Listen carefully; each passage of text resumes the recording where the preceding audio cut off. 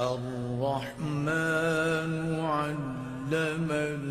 القرآن خلق الإنسان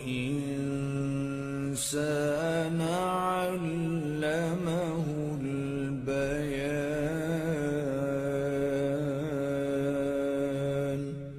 الشمس والقمر بحسبان والنجم والشجر يسجدان